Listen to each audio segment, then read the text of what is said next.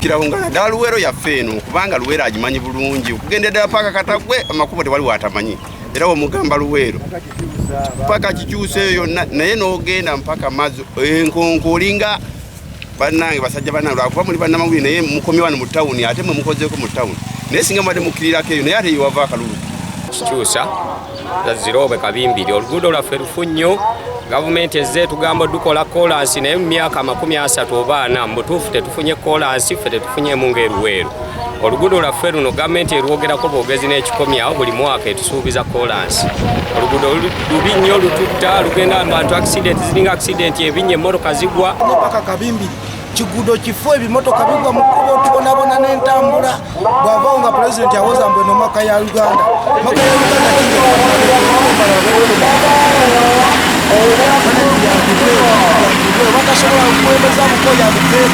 singa tukosa enfuufu nyingi ebinnya bingi odukola bamala kwerowooza mutuufu ne tukekiseerako tumanyi n'okwekalakaasaako okwekalakaasa ne balyoka bajja balukola ki ne balyoka bajja bayisaamu twakita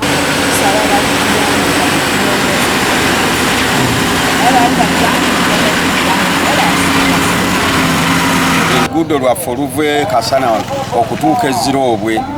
oluguudo lwonna luwogomose oluguudo lufunda luyitako agamotoka aganene nnyo agava ejjinja nga galeeta kuno ebikajjo kaakati abantu abafiiridde kuno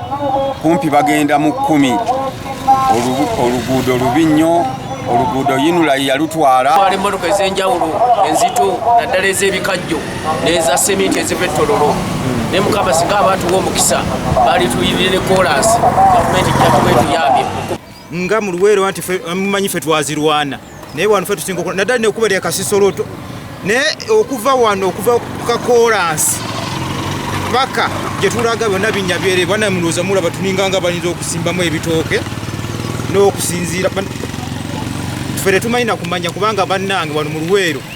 ffe tuli bubi nnyo naddala n'oluguudo lwa kasisoloto banituyambe batuyira mu kakolansi just bakigenderwa kyakira nga bayinginiya tebaluwumba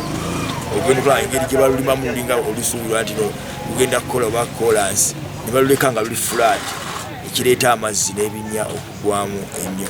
naye kyenyinza okutegeeza abatuuze baffe n'abantu abakozesa oluguudo ekisooka nti ffe nga disitulikiti tukwatagana ne yunula wadde si buli lunaku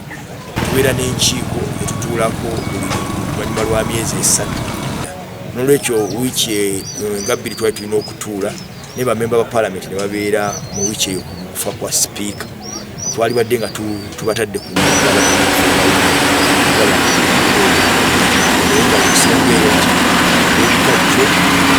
balifudde nyingize ebimotoka bibeera mu buli lunaku abantu baffe bafunye accidents mweziri ebimotoka byennyini bifa n'obuzito bwabyo obusinze okutunyigiriza era nga bweŋŋambye manyi nti mu wiiki ng'emu tujja kuba tutudde nga ffe aba disitulikiti nga ttiimu ya yumula